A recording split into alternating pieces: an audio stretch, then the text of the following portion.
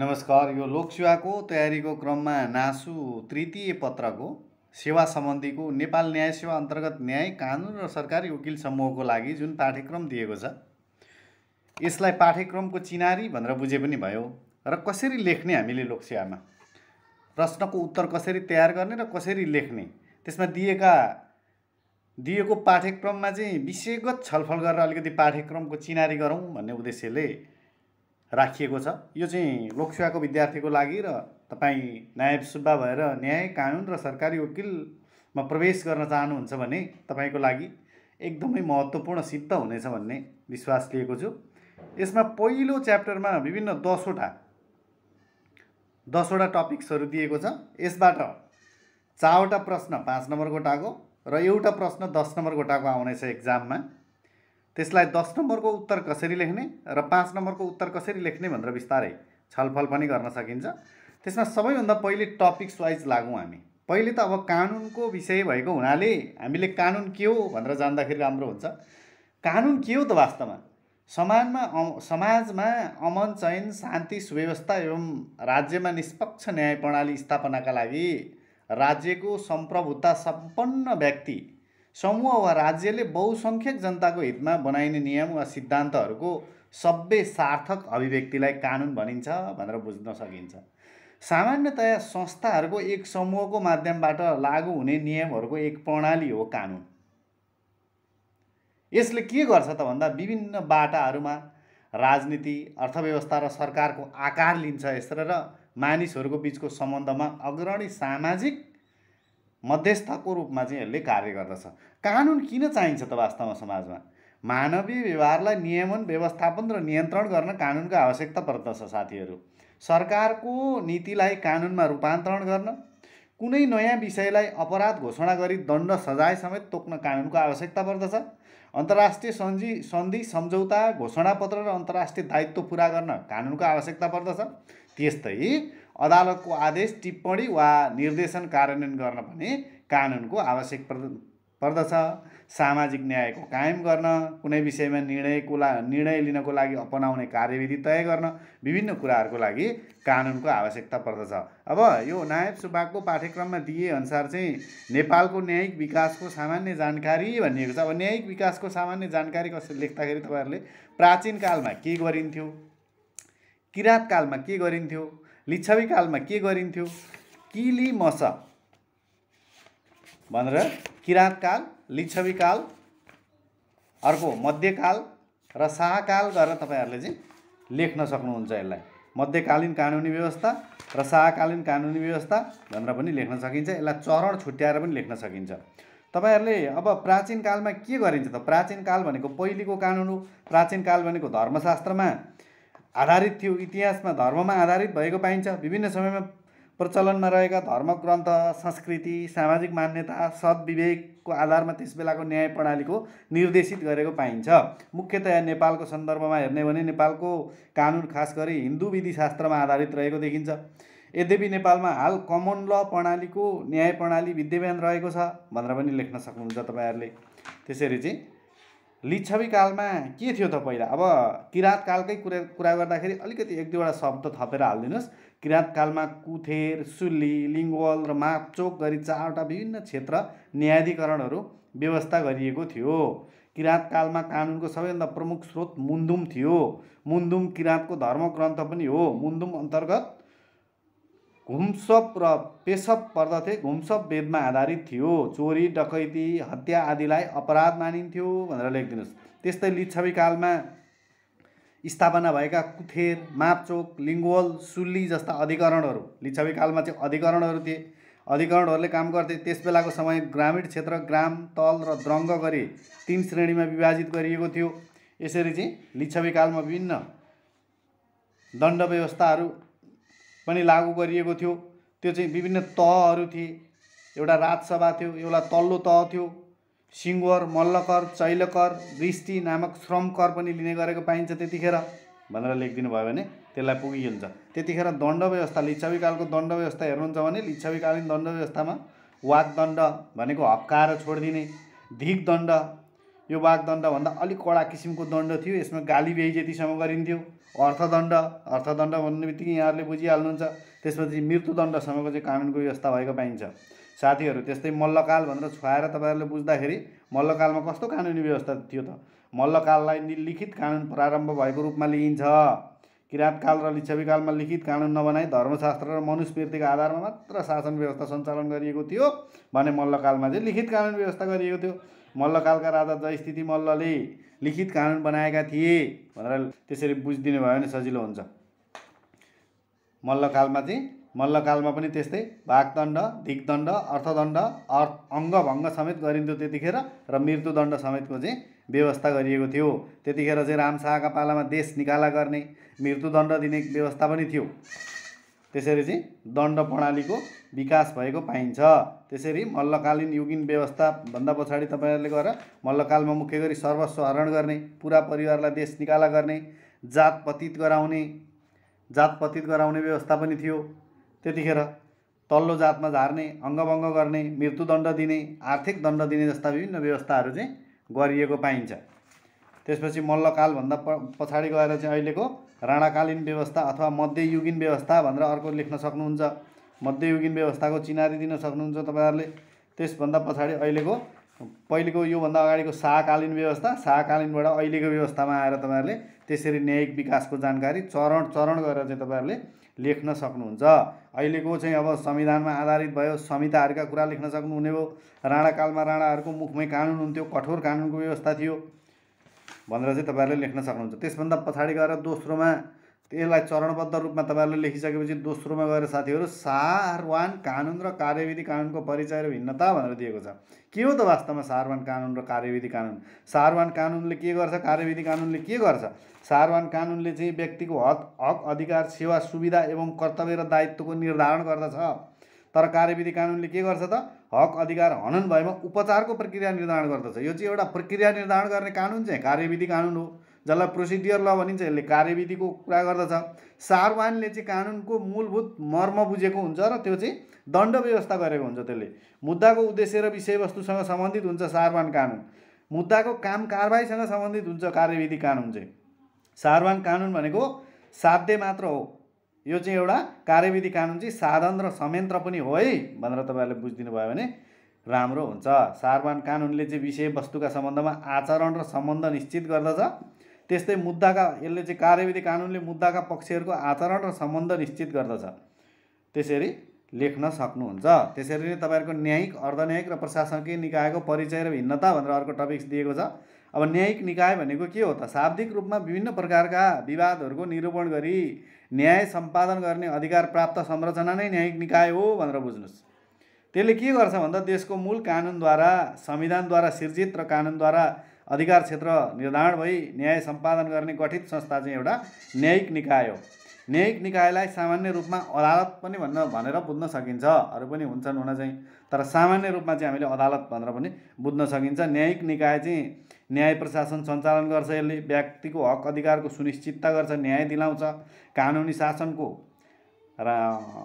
पालना गराउँदछ। यसले पीडितलाई न्याय दिलाउँदछ भनेर न्यायिक निकाय त्यसरी बुझिदिनु भयो भने सजिलो हुन्छ। अब अर्धन्यायिक निकाय भनेको के हो त? न्यायिक अधिकार सामान्यतया न्यायिक निकायद्वारा प्रयोग गरिन्छ, तर कतिपय अवस्थामा प्रशासकीय निकायलाई पनि न्यायिक अधिकारको प्रयोग गर्न कानुनद्वारा नै अधिकार प्रदान गरिन्छ। यस्तो प्रशासनिक निकायबाट न्यायिक अधिकारको प्रयोग गर्ने अख्तियार प्राप्त निकाय नै अर्धन्यायिक निकाय हो। यो चाहिँ कार्यपालिका अन्तर्गत रहने भयो, न्यायपालिका अन्तर्गत नरहे पनि कार्यपालिका अन्तर्गत रहने भयो, कार्यपालिकीय अधिकार प्राप्त अधिकारी रहने भयो, तर न्यायिक अधिकार प्रयोग गर्ने भयो त्यसले भने चाहिँ हामीले त्यसलाई क्वासी जुडिसियल बडिज अथवा अर्धन्यायिक निकाय भनेर त्यसलाई हामीले बुझ्न सक्छौँ। त्यसरी अर्धन्यायिक निकाय भनेको त्यसरी बुझिदिनु भयो भने तपाईँहरूलाई सजिलो हुन्छ। अब प्रशासनिक निकाय भनेको के हो त वास्तवमा? प्रशासनिक निकाय भनेको प्रशासनिक कार्य गर्न राज्यद्वारा निर्मित संयन्त्र हो भनेर बुझिदिनुहोस्। कानुनद्वारा नै कुनै प्रशासनिक कार्य गर्न अधिकार प्रदान गरिन्छ यसमा। त्यसपछि प्रशासनिक निकायले आफूलाई प्राप्त अधिकारको प्रयोग गरी आफ्नो प्रशासन सम्बन्धी कार्य सम्पादन गर्दछ। प्रशासकीय अधिकारीले प्रशासन सम्बन्धी गरेको कार्य नै प्रशासनिक कार्य हो। नेपालमा खास प्रकृतिका विषय एवं क्षेत्रसँग सम्बन्धित प्रशासकीय अधिकारीहरूलाई प्रशासकीय कार्य गर्ने अख्तियारी दिएको छ। जस्तै प्रमुख जिल्ला अधिकारीले के गर्दछ त? प्रमुख जिल्ला अधिकारीले जिल्लाको शान्ति सुरक्षा व्यवस्था सुव्यवस्थित गर्ने, मालपोत कार्यालयले जग्गा नामसारी लगायत भूमि प्रशासन सम्बन्धी प्रशासनिक कार्य गर्ने आदि कार्यहरू चाहिँ प्रशासनिक निकाय अन्तर्गत पर्दछन् भनेर बुझिदिनु भयो भने पुगिहाल्छ। अब यसमा ऐन, नियम, विनियम, गठन, आदेशको परिचय भनेको छ। ऐन भनेको के हो त? यिनीहरूको परिचय तपाईँहरूले बुझिदिनु पर्ने हुन्छ। ऐन मानवीय व्यवहारको नियमन, व्यवस्थापन र नियन्त्रण गर्ने प्रमुख आधार, साधन एवं माध्यम हो भनेर बुझिदिनुहोस्। सङ्कुचित अर्थमा ऐनलाई नै कानुनको रूपमा पनि लिइन्छ। ऐन निर्वाचित जनप्रतिनिधिद्वारा राज्यको शासन, विकास र सेवा प्रवाहको सञ्चालन गर्ने, व्यवस्थापन गर्ने, नियमन गर्ने तथा नियन्त्रण गर्नको लागि तर्जुमा गरिएको एउटा दस्तावेजलाई ऐन भनिन्छ। त्यस्तै नियम भनेको, नियम भन्नाले सामान्यतया कुनै ऐनले दिएको अख्तियारी बमोजिम निर्माण कानुनलाई हामीले नियम भन्छौँ। नियमहरूको समष्टिगत रूप नै नियमावली हो। ऐनको सहज कार्यान्वयनका लागि नियमहरूको निर्माण गरिएको हुन्छ। नियम भन्नाले नियमावलीभित्र रहेका प्रावधानहरू के छन् भन्ने बुझिन्छ। त्यसरी नै बुझ्न सकिन्छ नियम भनेको। नियम। अब त्यसपछि विनियम भनेको के हो त? विनियमको आवश्यकता किन पर्दछ त? कसरी बन्दछ यो विनियम भनेर पनि अलिकति तपाईँहरूले बुझ्नुपर्ने हुन्छ एकर्डिङ टु तपाईँहरूको पाठ्यक्रम अनुसार। विनियम भन्नाले सामान्यतया कुनै ऐनले दिएको अख्तियारी बमोजिम निर्माण गरिने कानुन हो। ऐनले प्रयोजन गरेको अधिकार प्रयोग गरी, यसरी बुझ्नुहोस्, स्वशासित तथा सङ्गठित संस्थाको आन्तरिक कार्यविधिसँग सम्बन्धित कर्मचारी, प्रशासन, आर्थिक प्रशासन जस्ता विषयहरू समावेश गरी तर्जुमा गरिएको कानुनलाई विनियम भनिन्छ भनेर बुझिदिनु भयो भने पुगिहाल्छ। त्यसपछि गठन आदेश। गठन आदेश भनेको के हो त? यहाँ गठन आदेश पनि दिएको छ। गठन आदेश कार्यपालिकालाई कुनै नयाँ संस्था वा निकाय स्थापना गर्ने अधिकार हो। कुनै निश्चित उद्देश्य पुरा गर्ने वा कार्यक्रम कार्यान्वयन गर्नका लागि गठन आदेशले अलग्गै कानुनी अस्तित्व भएको संस्था स्थापना गर्न कार्यपालिकाको अख्तियारलाई वैधता गर्दछ। यो गठन आदेश प्रत्यायोजित व्यवस्थापन अन्तर्गत बनाइने कानुन हो। डेलिगेटेड लेजिस्लेसन अनुसार बनाइने कानुन पनि हो साथीहरू। गठन आदेशको बनोट ऐनको जस्तो हुन्छ।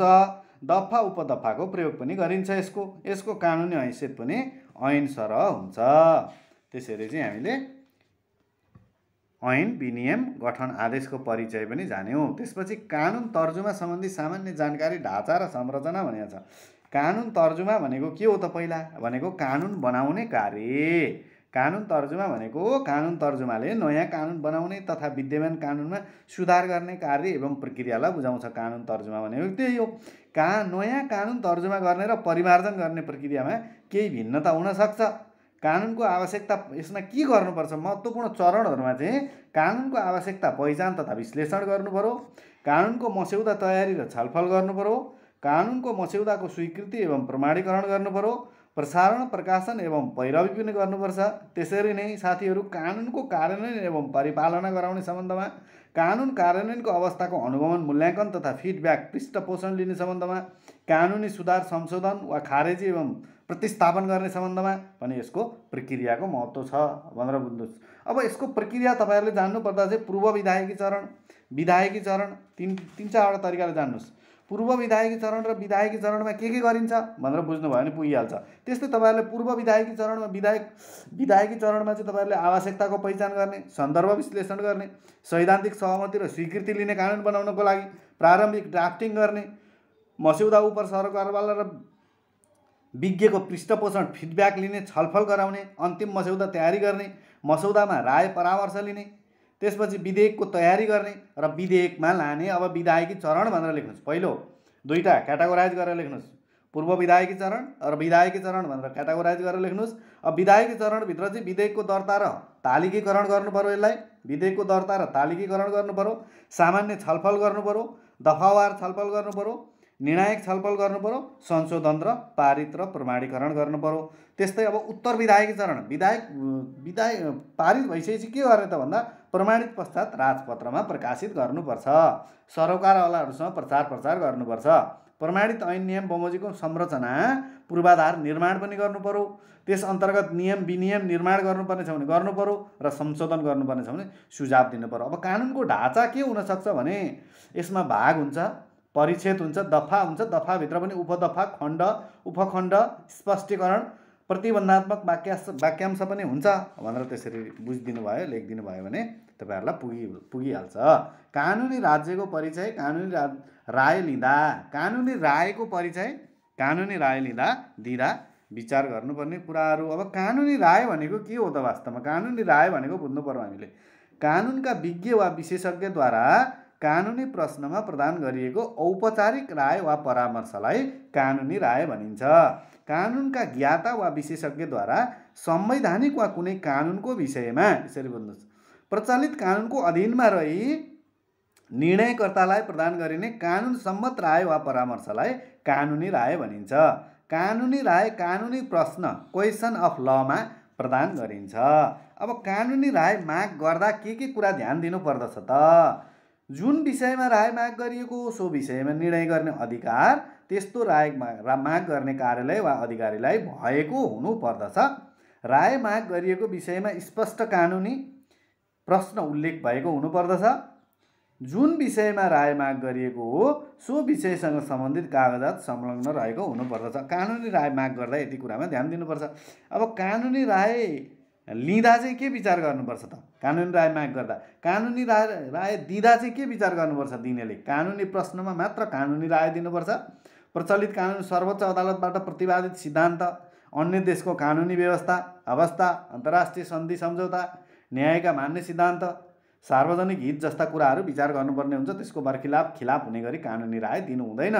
ढाँचा बमोजिम माग भएको भए, ढाँचा माग भएको सोही बमोजिम ढाँचामा प्रदान गर्नुपर्ने हुन्छ। हामीले कानुनी आधार र कारणमा मात्र कानुनी राय दिनुपर्दछ भनेर तपाईँहरूले बुझिदिनु भयो भने भइहाल्छ।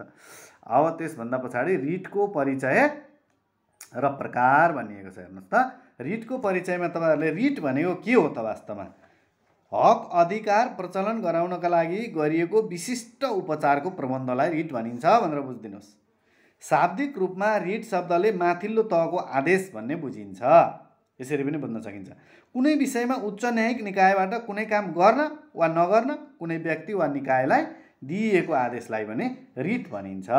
कुनै व्यक्तिको हक अधिकारमा आघात पुग्न गएमा सोको उपचारको लागि कुनै उच्च न्यायिक निकायमा प्रवेश गर्न पाउने र उच्च न्यायिक निकायले पनि आफै जाँचबुझ गरी आवश्यक आदेश जारी गर्न पाउने अधिकारलाई रिट क्षेत्राधिकार भनिन्छ भनेर चाहिँ तपाईँहरूले बुझिदिनु भयो भने भइहाल्छ। रिटका प्रकारमा तपाईँहरूले मुख्य गरी चाहिँ 5वटा प्रकार जानिदिनु भयो भने बन्दी प्रत्यक्षीकरण, ह्याबियस कर्पस, उत्प्रेषण, स्याटिओरारी, परमादेश, मान्डामस, प्रतिषेध, प्रोहिबिटिसन, अधिकार पीक्षक, क्यू वारेन्टियो। यो 5वटा प्रकार भनेको पनि के हो भनेर अलिअलि बुझ्नुपर्छ है साथीहरू। बन्दी प्रत्यक्षीकरण भनेको के हो, उत्प्रेषण भनेको के हो, परमादेश भनेको के हो, प्रतिषेध भनेको के हो, अधिकार पीक्षा भनेको के हो, यो पछिल्लो भिडियोहरूमा तपाईँहरूलाई आउने नै छ। रिटको प्रकार अथवा रिटमा चाहिँ के रिटहरू हुन्छन्, कसरी जान्ने रिट, कुन रिटको काम के हो, कस्तो अवस्थामा जारी गर्नुपर्छ भनेर अलिकति तपाईँहरूले जानिदिनु भयो भने सजिलो हुन्छ। लिखित जवाब तयार गर्दा विचार गर्नुपर्ने कुराहरू भनेको छ। लिखित जवाब भनेको के हो पहिले विद्यार्थीहरूले त्यो बुझ्न जरुरी हुन्छ। लिखित जवाब भन्नाले कुनै प्रश्न सम्बन्धी विषयमा जवाब स्वरूप लिखित रूपमा दिइने प्रत्युत्तरलाई लिखित जवाब भनिन्छ भनेर बुझिदिनुहोस्। जवाब सोधिएको वा जवाब माग गरिएको विषयमा आफ्नो बेहोरा उल्लेख गरी दिइने जवाफलाई लिखित जवाब भनिन्छ। मुख्यतया कानुनी रूपमा हेर्दाखेरि रिट निवेदनमा कारण देखाऊ आदेश जारी भई म्याद वा सूचना प्राप्त भएपछि निवेदनमा दाबी गरिएका विषयमा खण्डन वा टिप्पणी गरी प्रस्तुत गरिएको प्रतिवादलाई लिखित जवाब भनिन्छ भनेर तपाईँहरूले बुझिदिनु पर्ने भयो कानुनी भाषामा र प्रयोगमा चाहिँ। सरकारी निकाय विरुद्धको रिटमा अदालतले लिखित जवाब माग गरेमा सर्वोच्च अदालतमा महान्यायाधिवक्ता कार्यालय मार्फत, उच्च अदालतमा उच्च सरकारी वकिल कार्यालय मार्फत र जिल्लामा जिल्ला सरकारी वकिल कार्यालय मार्फत त्यस्ता सरकारी निकायले लिखित रूपमा प्रतिवाद गर्दछन्। त्यसलाई पनि हामीले लिखित जवाब भनिन्छ। अब लिखित जवाब तयार गर्दा हामीले के कुरामा ध्यान दिनुपर्छ भने साथीहरू, रिट निवेदन सम्बन्धित अदालतको क्षेत्राधिकार अन्तर्गतको छ वा छैन, त्यसपछि निवेदकको रिट निवेदन गर्ने अधिकार छ कि छैन, दाबीमा अनुचित विलम्ब गरी पेश गरिएको छ कि छैन, सोही उपचारको बाटो रोजिएको छ कि छैन, त्यसको ढाँचा के छ लेख्नुपर्ने, हामीले कति समयभित्र चाहिँ पेश गर्नुपर्ने हो, वैकल्पिक उपचारको बाटो थियो वा थिएन, किन रिटबाट आयो, अदालतमा प्रश्न उठाउन सकिने विषय हो वा होइन, अनि निवेदकको हक हनन भएको भनिएको हक अधिकार सम्बन्धित संविधान त हनन भएको छ कि छैन, निलम्बित अवस्थामा छ कि छैन भनेर चाहिँ विचार गर्नुपर्ने हुन्छ। यसको ढाँचा पनि अलिकति तपाईँहरूले हेरिदिनु भयो भने सजिलो हुन्छ। ढाँचाको लागि पनि यसको पछि छलफल गर्न सकिन्छ। ढाँचा पनि अलिकति हेरिदिनु होला। यसको लागि पुस्तक पनि तयार भएको छ, तपाईँहरूले पुस्तक खोजेर पनि पढ्न सक्नुहुन्छ। अब यो राजपत्रको परिचय 1.9 मा चाहिँ 1.9 मा राजपत्रको परिचय भनेर दिएको छ। राजपत्र भनेको के हो त भन्दा सरकारको एउटा डिक्लारेसन लेटर हो साथीहरू, त्यसले घोषणापत्र हो।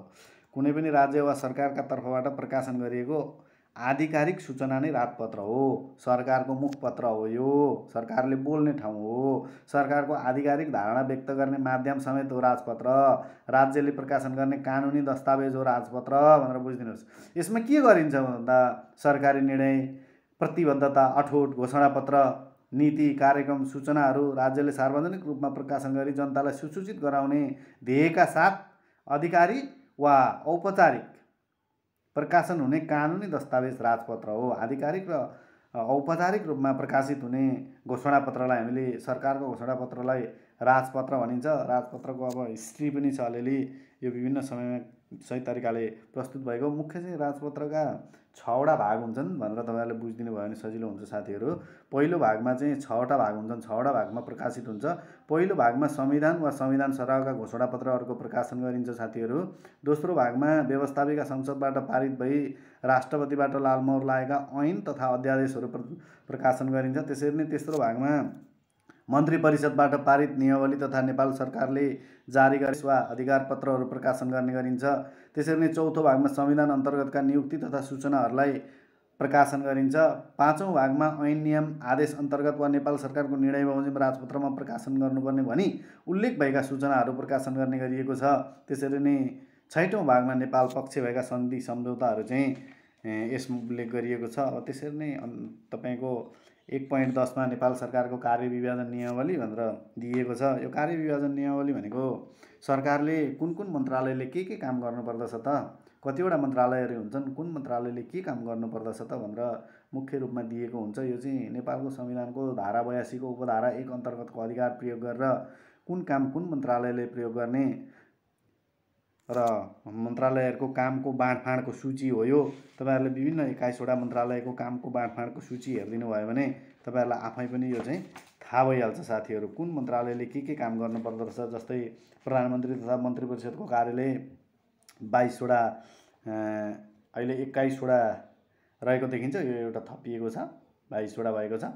यसमा चाहिँ प्रधानमन्त्री तथा मन्त्री परिषदको कार्यालयले के काम गर्ने, मन्त्री परिषद सम्बन्धी, नेपाल सरकारको कार्यविभाजन र सम्पादन सम्बन्धी, नेपालको शासन व्यवस्थाको सामान्य निर्देशन र नियन्त्रण सम्बन्धी, त्यसरी नै गर्दै सबैको तपाईँहरूले तयार गर्नुपर्ने हुन्छ। दोस्रोमा अर्थ मन्त्रालयले के काम गर्छ, आर्थिक अवस्थाको विश्लेषण, आर्थिक तथा वित्तीय नीतिको तर्जुमा, कार्यान्वयन र नियमन गर्ने काम गर्छ होला। त्यस्तै आर्थिक साधनको बाँडफाँड गर्ने, कुल राष्ट्रिय लगानी, प्रक्षेपण र वित्तीय व्यवस्थापन गर्ने, समष्टिगत आर्थिक स्थायित्व, मूल स्थिरता सम्बन्धी नीति तर्जुमा र कार्यक्रम नियमन गर्ने। त्यसरी नै हुँदै गएर चाहिँ उद्योग वाणिज्य तथा आपूर्ति मन्त्रालयले औद्योगिक नीति सम्बन्धी काम गर्ने भनेर तपाईँहरूले यी सबै मन्त्रालयको काम जान्नुभयो भने तपाईँहरूलाई सजिलो हुन्छ। यसभन्दा पछाडि न्याय प्रशासन सम्बन्धी सामान्य जानकारी अर्को भिडियोमा फेरि आउने नै छ र कन्टिन्यू भिडियोहरू प्राप्त गर्नको लागि तपाईँहरूले र आफै लेखेर तयार गर्नुहोस्। लोकसेवा पढ्दाखेरि सेतो पेपरमा सफासँग लेखेर तयार गर्ने गर्नुहोस्, त्यो भने सजिलो हुन्छ खोज्नको लागि।